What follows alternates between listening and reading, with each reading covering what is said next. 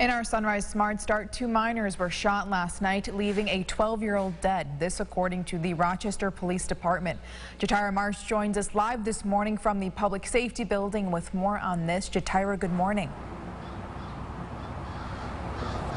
Amel, good morning. Last night, police responded to Atkinson and Reynolds Street for multiple shot spotter activations. Once they arrived, they located a 12-year-old deceased on the sidewalk, suffering from at least 1 gunshot wound to the upper body. While they were on the scene, officers received another phone call for a second gunshot victim on Prospect Street. Officers located a 16-year-old victim suffering from at least 1 gunshot wound to the upper body. They tell us a citizen performed critical care to the wound and was transported to the hospital where he is in stable but serious condition. Police tell us the victims were walking down the street when at least 1 suspect opened fire on them. Reporting live in Rochester, Jatira Marsh, News 8. Amel, back to you. All right, Jatira, thank you. Police tell us there are no suspects in custody, and anyone with information is asked to call 911. Rochester police are looking for 13-year-old King Benjamin David Taylor, a missing child who is believed to be suicidal and could be in need of medical attention. He was last seen on Anthony Street in Rochester at 4 yesterday afternoon, wearing a red hooded sweatshirt, blue denim jacket, black Crocs, black pants with a red backpack that has a gold astronaut and crown on it.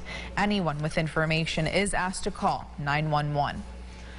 The mother of the 911 dispatcher murdered earlier this year by an off-duty Rochester police officer is urging law enforcement to be more proactive about the mental health of officers. Kay McEwen's daughter, Janet Jordan, was shot to death back in March. The man who killed her later took his own life, the first of 2 murder-suicides involving an off-duty officer in our area. McEwen says officers need and deserve regular check-ins. This is a very small city. Yeah. And for 2 beautiful people to die at the hands of an active duty police officer, it weighed heavy with me when my daughter died. And I had to put it on the back burner, you know, because I had to learn how to put my life back together, you know, enough for the rest of my family. Yeah. But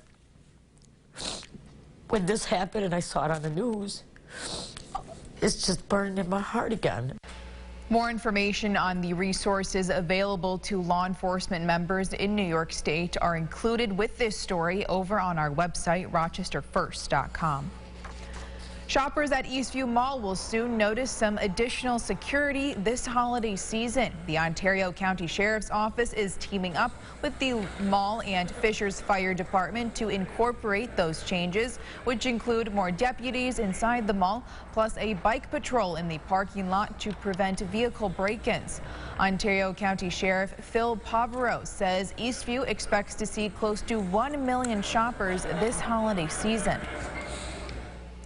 In our area, 3 people over the age of 65 have died from the virus known as RSV. The Monroe County Health Department says RSV is the dominant virus in the area when compared to the flu and COVID-19. Public Health Commissioner Dr. Michael Mendoza says as we approach the holidays, consider those around you. From the standpoint of all of us in the community, I think what we need to do is try to take care of one another. Anybody with a chronic pulmonary condition like COPD or asthma would be at greater risk.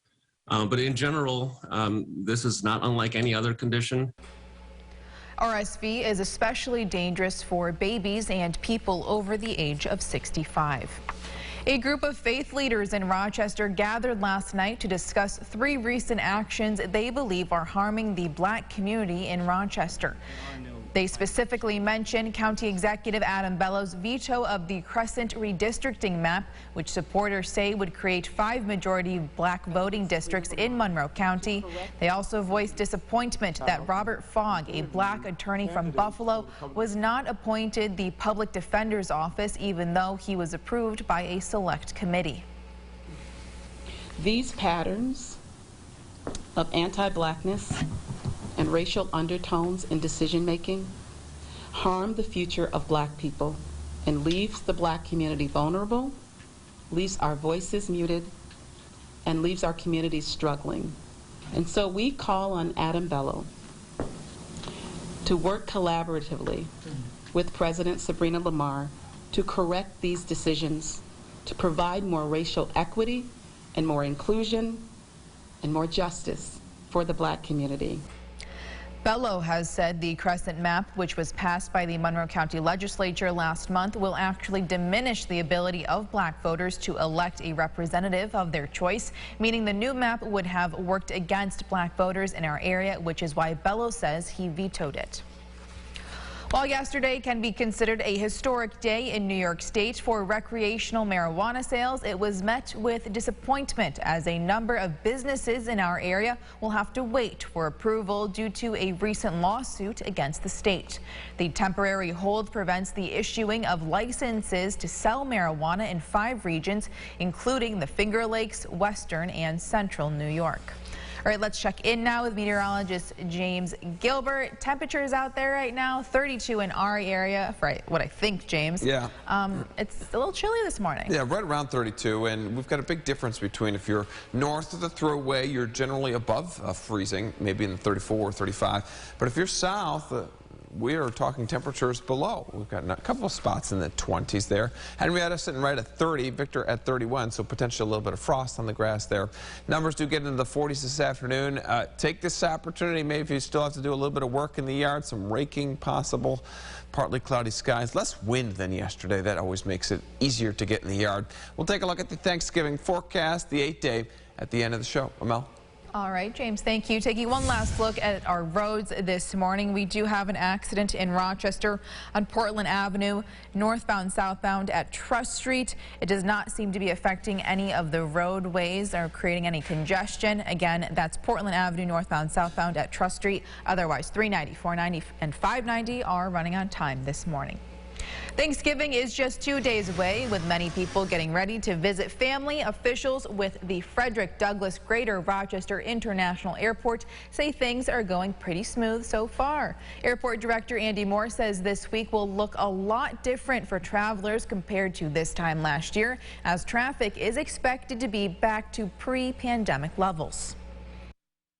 We've got 52 departing flights a day, which is at the same level that we had pre-pandemic in 2019, and we're expecting somewhere around 25,000 departing passengers for the 7-day block of time, which is the busiest block of time of the entire year.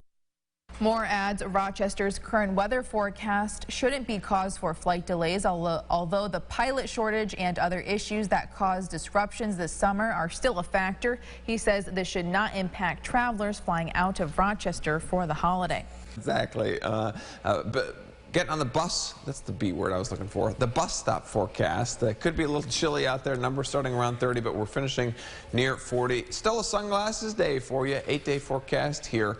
Tomorrow looks great. We'll go mostly sunny, mid-40s, then upper 40s, run at 50 for your Thanksgiving day. I think we're dry through Thanksgiving, then a little bit of a dip in temperatures by Friday. A couple of scattered rain showers, only rain showers for your Black Friday. Then as we get into the weekend, your holiday weekend, Saturday's dry. Next chance for rain after that coming on Sunday. All right, James, thank you. And thank you so much for getting your day started with us here on News 8 at Sunrise.